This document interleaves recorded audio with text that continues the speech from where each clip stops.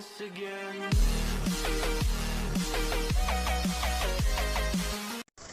Hello, it's Jimmy here again at O'Reilly's. We've come to look at a Citroen C3, and it's this Citroen C3 automatic.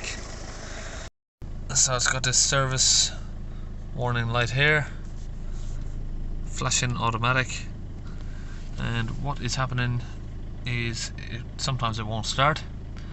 When you put it in gear, for instance, it will accelerate, not go nowhere, and then suddenly it will just jump into gear, or it'll just lose drive completely and the car will be stranded. So let's see if we switch it off now, will it restart? Okay, it is restarting at the minute. Sometimes this does restrict it from starting, this automatic gearbox issue. So we've opened the glove box, plugged in our OBD reader here. Just reading the chassis number. Now we can connect to the vehicle. And we'll do an auto scan.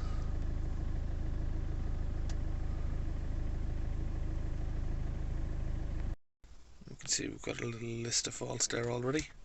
So we're going to be looking at this automatic gearbox. So what we're going to do is pause the rest of the scan for now and go back to this diagnostic on the gearbox. So we're going to click that one, go to OK.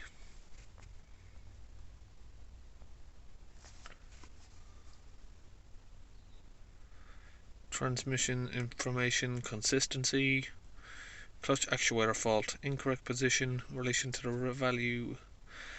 reference value consistency, clutch actuator motor signal fault, open circuit. Okay, that one was intermittent and this one is permanent, so it's incorrect position. So we're going to see if we can maybe reset the adaptions for the positions of the actuator. Special function, actuator setting of the actuator to installation. Let's go back, programming, let's have a look in here. Downloading control unit, replacement of the actuator. Yeah, so we'll probably, okay, go back there for a minute, sorry. Make sure the voltage is above 12.5 before the programming. Connect to a battery charger. So we're going to connect this to a battery charger now. Right here, this is one we've just been given actually. We've been given this just to test out. So we'll get this opened up and try it out.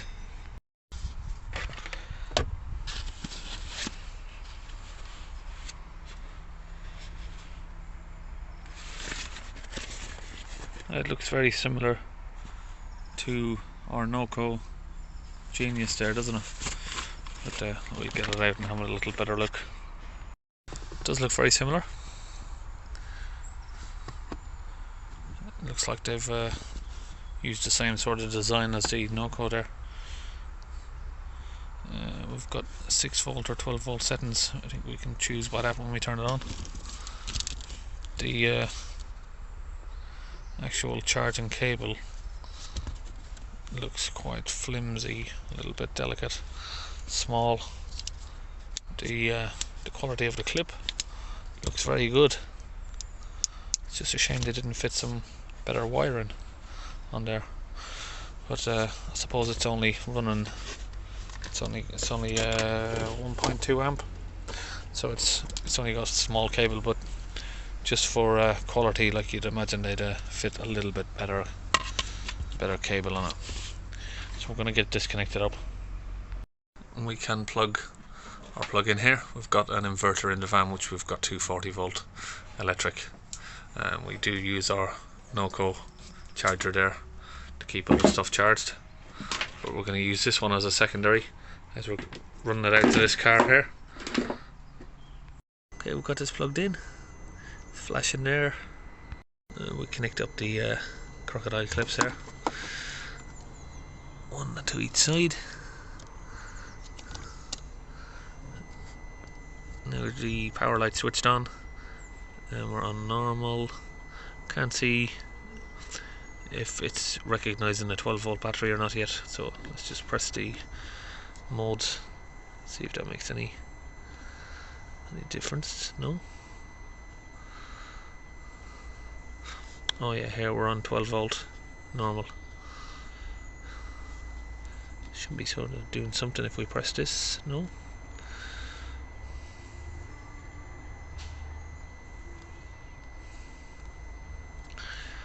No, can't see it doing anything on that. Might have to read the booklet or disconnect it and then go through the modes, I suppose.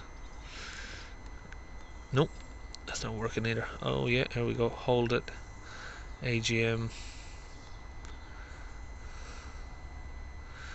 Alright, now we want to go back. So press.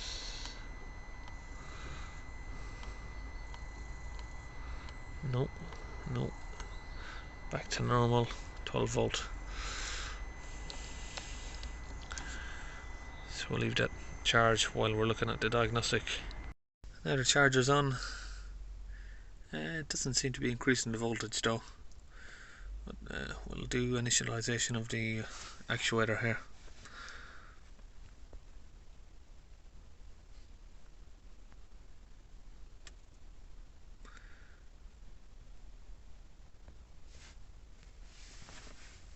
Engine must be off and ignition on.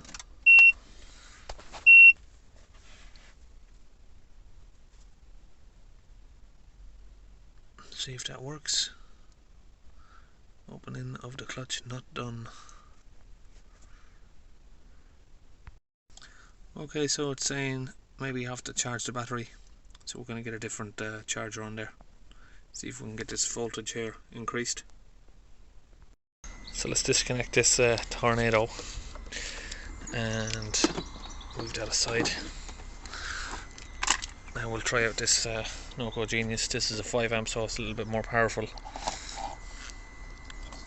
Wire's not too thick on this one either, to be honest, so this is a 5 amp version.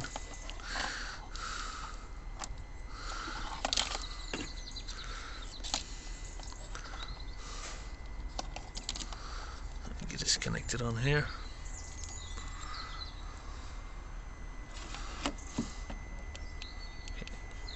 Need to change that to 12 volt. The modes are a little bit easier to work on this one. So that's charged in there now. We'll check the voltage inside. And we've still got the same. It's increasing a little bit slightly. 12.42. And now we're on 12.5 after maybe 30 seconds. So maybe we'll wait a minute or two, see if that voltage increases. If not, we'll have to get the big boys out. We've got a big 20 amp charger or more. So we're going to get this big charger on it. The other ones don't seem to work. This one goes up to 50 amps. Now we've got that connected. Gonna turn it on, and we're straight up to 50 amps there. Back inside the car, we've got 13.7 volts immediately, and that is increasing. So we should have enough charge now to try and complete this sequence. Just realised as well, this one here is the transmission. There is actually two actuators on this one, for the transmission of changing gears and one for the clutch operation, which is this one. And that's still not working there, even though we've got 14 volts.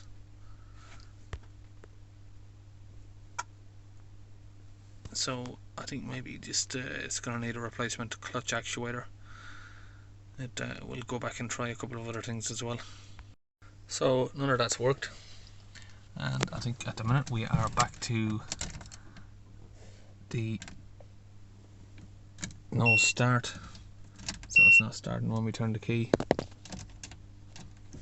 Foot's on the brake, but we're just getting no response again. So I think we're going to go with changing the clutch actuator on this one, and it's going to be a couple of days order on that, so we'll get back on another video once we've got to that point.